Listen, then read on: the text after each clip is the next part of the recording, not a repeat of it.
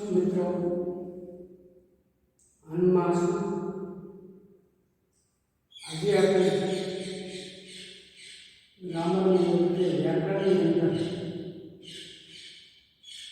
આ મુદ્દો છે 9, 10, 11, 12 બધાને લાગુ પડે છે.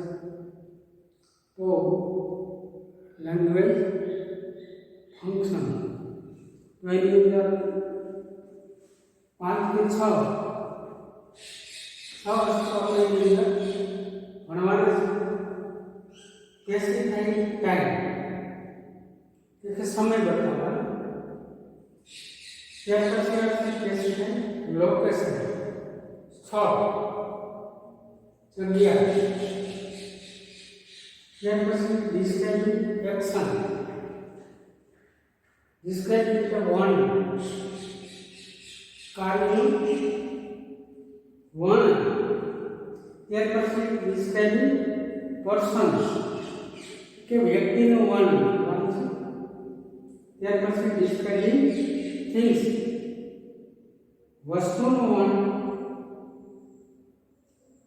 ત્યાર પછી ઇન્ક્વાયરીસ નેચર એટલે કે જે પ્રશ્નો.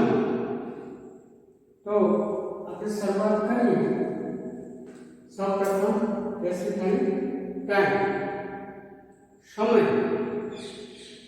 તો આની અંદર 8, 9 PM, tomorrow, yesterday, here, there, એવા ઘણા શબ્દોનો ઉપયોગ કર્યો. આ પરીક્ષાની અંદર તમારે 8 માર્કનું છે. કેટલા માર્કનું છે? 8 માર્કનું. તો આની અંદર ઘણું નથી, થોડોક આપણે બરાબર સમજવા માટે પ્રયત્ન કરીએ તો સરળતાથી આપણને સમજાઈ જશે. તો સૌપ્રથમ સ્પેસિફાઈડ ટાઈમ આપણે જોવા માટે પ્રયત્ન કરીએ. 1 માર્ક નહીં થશે તો બસ નિમેરાય આવશે. ક્યારે આવશે? નો સમય બતાવવાનો. ક્યારે જશે? જવાનો સમય બતાવવાનો. તો માની લો 10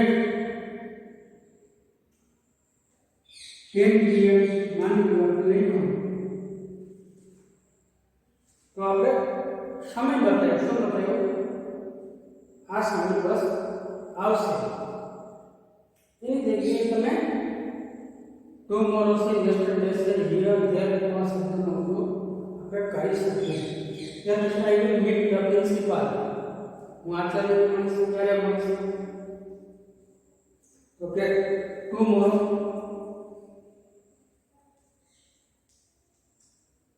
ક્યારે મળીશ? કે આવતીકાલે. આચાર્ય ક્યારે મળીશ? તો સમય બતાવવાનો છે. બરાબર. એની અંદર પછી સન્ડે, મંડે આવા પણ આપણે એનો ઉપયોગ કરી શકીએ. બરાબર. Your result will be declare. ક્યારે જાહેર થશે? તો કે ઇન જૂન આપણે રાખીએ.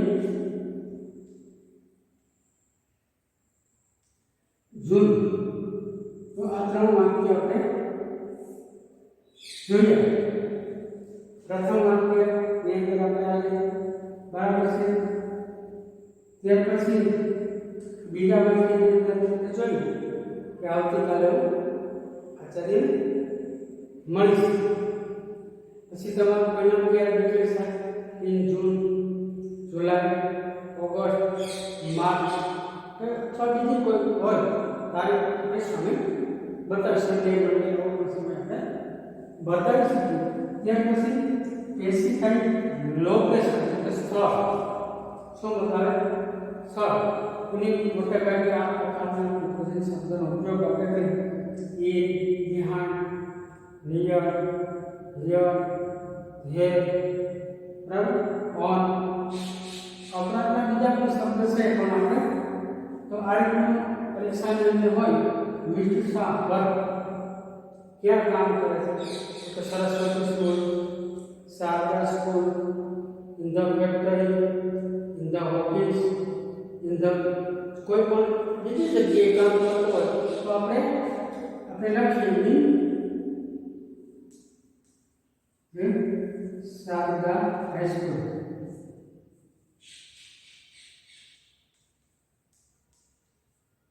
Sharda high school. क्या काम करते हैं शारदा हाई स्कूल? कौन? श्रीमान शाह क्या काम करते? तो कि शारदा हाई स्कूल नहीं है પછી naresh.com. Okay, and here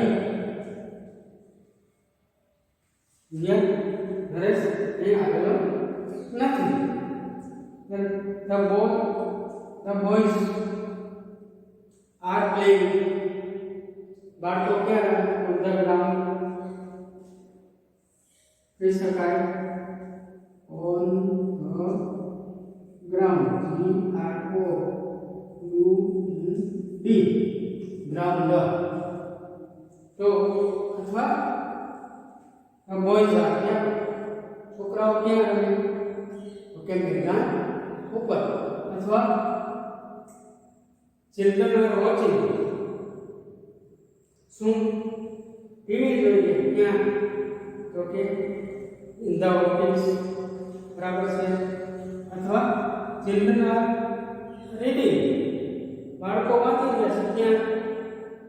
in the room. કહી શકાય કહી શકીએ ને કે તેનો આપણે શું બતાવવાનું? લોકેશન સ્થળ. તો આ જે લોકેશન આપણે બે જોઈએ આની અંદર આપણે ટાઈમ બતાવવાનું સ્થળ શું થયું? આ સમય આવું છે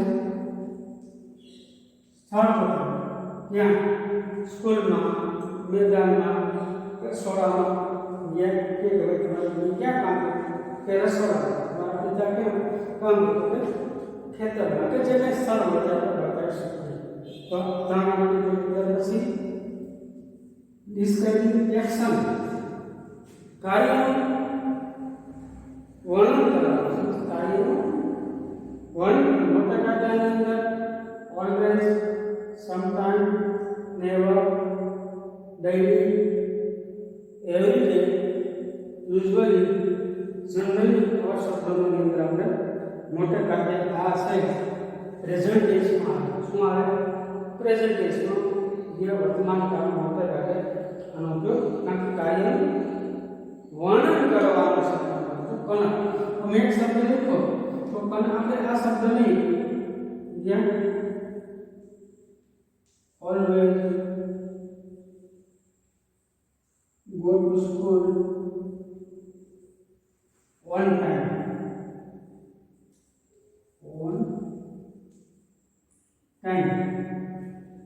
તો કનક નામનો છોકરો છે હંમેશા સ્કૂલે સમયસર જાય છે. ये तो પછી વી શબ્દ લે વી કમે ये तो એ પછી ઘણા બધા વાક્યો બની શકે. વી ટોક क्या वाक्य કરીએ છીએ? તો કે on the ground, in the class. इसका तो we talk क्या वाक्य કરીએ છીએ? we talk on the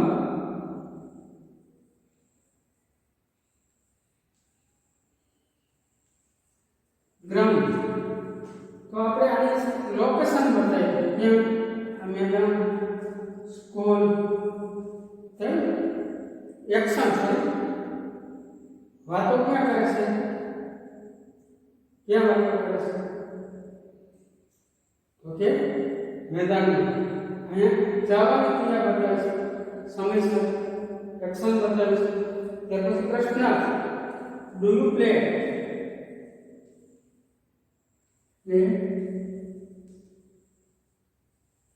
cricket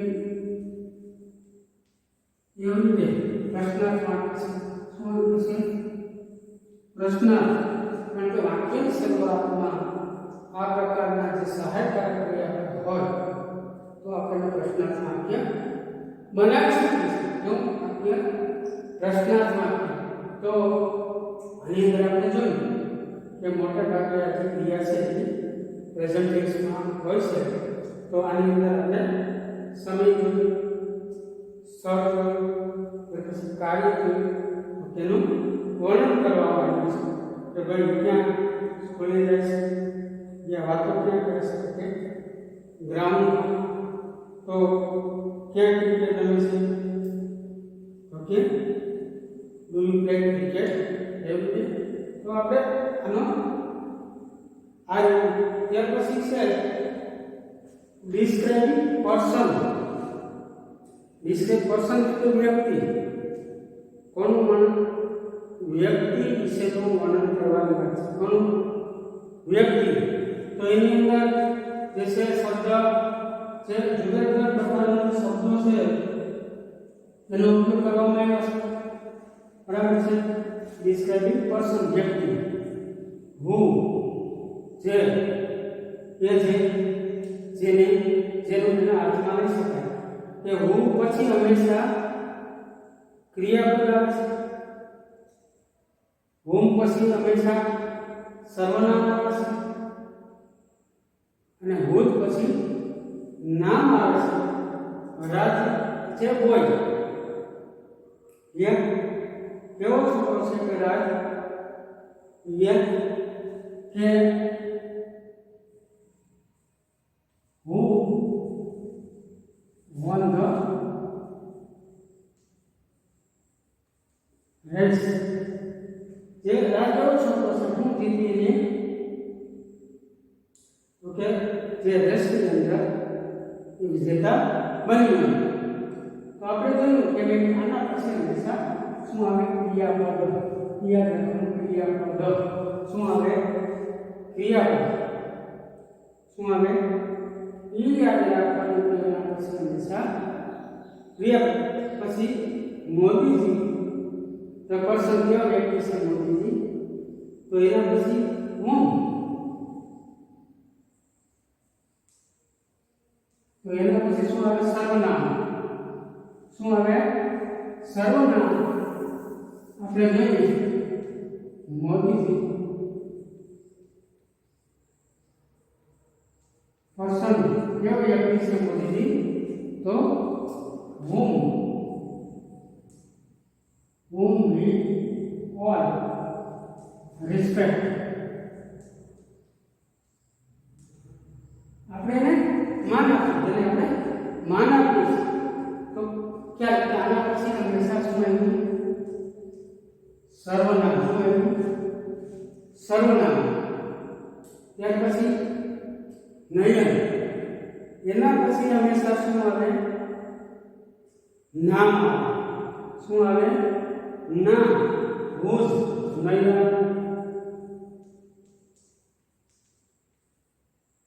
doctor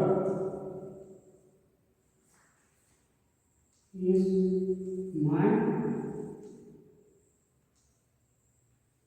friend બરાબર એના પછી હંમેશા શું આવે sorry whose father whose father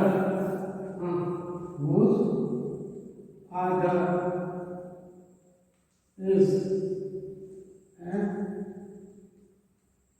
doctor is my friend या नहीं खुद फादर જેના પિતા ડોક્ટર છે યા બેન છે જેના પિતા જે મારા છે મિત્ર છે શું છે મિત્ર તો આપણે જોયું કે આના પછી શું આવે તો ક્રિયાપદ આના પછી શું આવે સર્વનામ આના પછી શું આવે કે નામ આ ગયા તો વ્યક્તિનું જ્યારે આ પ્રકારનું હોય આ પ્રકાર જે 8 માર્કમાં આવે છે તો આપણે ખાસ ત્યાર પછી ડિસ્ક્રાઇબિંગ થિંગ્સ જેની રીચ ને ધેટ એ શબ્દોનો ઉપયોગ થાય છે શું છે રીચ અને ધેટ કયા બે શબ્દોનો રીચ અને ધેટ બે શબ્દોનો ઉપયોગ થાય છે તો આપણે આ રીતે જોયું કે describe thing which the that which one જે મળી ગઈ તો કોની છે તો કેની માલિકી એ જેની છે બરાબર કોની તો કે which આપણે જે મળ્યું બે કોની માલિકી છે તો જેની ત્યાર પછી છે બુક છે જે યુ આર રીડિંગ વાંચી રહ્યો કોની લખેલી છે એ રિટન બાય સરદાર પટેલ. તો આ જે બુક છે કોના દ્વારા લખેલી? સરદાર વલ્લભભાઈ પટેલ દ્વારા. તો આની અંદર આપણે જોયું ત્યાર પછી ઇન્ક્વાયરી નેચર કોઈ પણ કાર્ડની અંદર જ્યારે પ્રશ્ન પૂછવામાં આવે, પ્રશ્ન જે હોટ આવ્યો છે હોટ આવ્યો વેર આવ્યું હોય જ્યાં ગમે પૂછી શકીએ. તો આપણે આ મિત્રો તમને આની અંદર ઉદાહરણ પણ આપેલું છે. તો ભાઈ વિડીયો કોલ મે ગઈકાલે મને કેમ ફોન કર્યો તમે? શા માટે મને ફોન કર્યો? પછી વેલ ફોટો સ્કૂલ તમે સ્કૂલે ક્યારે જશો? તમે ક્યારે પાસ આવશો? તમે ક્યાં વેરાય ગયો? તમે ક્યાં જઈ રહ્યો છો? કહી શકે ને? What are you writing? તમે શું લખી રહ્યા છો? તો આપણે આજે 6 છે તો આની અંદર ટાઈમ બતાવે, આની અંદર શું બતાવે? તો બીજાની અંદર જે લોકેશન છે તે સ્થળ બતાવે. ત્યાર પછી એક્શનનું વર્ણન કરવાનું છે, ડિસ્ક્રાઇબ કરવાનું, વ્યક્તિનું વર્ણન કરવાનું છે અને વ્યક્તિનું વર્ણન કરવાનું છે. ત્યાર પછી આની અંદર જોઈએ તો વસ્તુનું વર્ણન કરવાનું છે. ત્યાર પછી ઇન્ક્વાયરી એટલે પ્રશ્ન પૂછપરછ. ઇન્ક્વાયરી એટલે પૂછપરછ. કોઈ પણ પ્રશ્નની શરૂઆત પૂછપરછ કરીને સામાન્ય પ્રશ્ન. તો આ રીતના આ પરીક્ષાની અંદર જ્યારે આવે ત્યારે થોડોક આપણને ખ્યાલ હોય તો આપણે સાચા રાખી શકીએ. અને એટલું બધું આ વસ્તુ અઘરી નથી. મોટા ભાગના વિદ્યાર્થીઓ હવે જે નાની જે બાબતો આવે, શું હવે નાની બાબતો, તો નાની બાબતોની અંદર આપણે ઘટાડો આપણે એક વખત હજી પુનરાવર્તન કરી નાખીએ. તો પ્રેસેન્ટ ટાઈમ એટલે શું સમય? તો આપણે જોયું 10 મિનિટ ગયા 1 PM બરાબર છે. આવવાનું સમય બતાવ્યો. ત્યાર પછી આઈ વિલ મીટ ધ પ્રિન્સિપાલને મળીશ. ક્યારે મળીશ? કે આવતીકાલે your result will be declare. તમારું પરિણામ ક્યારે જાહેર થશે? જૂન. ક્યારે? જૂન મહિનાની અંદર. ત્યાર પછી પ્રેસિડેન્ટ લોકેશન સ્થળ જ્યાં પહેલી અંદર ઇન, બિહાઇન્ડ, હિયર, ઓન જેવા શબ્દોનો ઉપયોગ કરી શકીએ. તો સાવધાન ક્યાં સારદા ક્યાં? ઓકે, સારદા સ્કૂલની અંદર. નરેશ.com here a boys are playing ત્યાં ઓકે મેદાનમાં. બરાબર. ત્યાર પછી એક્શન મોટા ભાગે પ્રેઝન્ટેશનમાં આવે છે. તો Kannada always go to school on time સમયસર જાય છે, કાર્ય બતાવે છે. વી ટોક ઓન ધ ગ્રાઉન્ડ. પછી ત્યાર પ્રશ્ન do you play cricket every day. તો આ રીતના આપણે જોયું. ત્યાર પછી જે વ્યક્તિ હું ને હું શબ્દ વપરાય છે તો આના પછી ક્રિયા બતાવે, એના પછી સર્વનામ આવે, એના પછી નામ આવે. આપણે જોયું તો આ ક્રિયાપદ છે, આ સર્વનામ છે, આ નામ છે. આ રીતે રાખવાનું. ત્યાર પછી વસ્તુ, ત્યાર પછી ઇન્ક્વાયરી એટલે પ્રશ્ન પૂછપરછ. તો આ 6 પ્રકારના વિષય વ્યવસ્થિત જોયા. આપણા છે બીજા પણ કે આ 6 છે બરાબર તૈયાર કરી લેવા. તમારામાં જે કંઈ જ્ઞાન હોય જે ગ્રામરની ચોપડીની અંદર તો બીજે જ્ઞાનમાં જ્ઞાન કરવા માટે પ્રયત્ન કરવો જોઈએ છે. બરાબર. જેથી કરીને આપણને જે કંઈ ન સમજાતો ખ્યાલ બરાબર આવી શકે.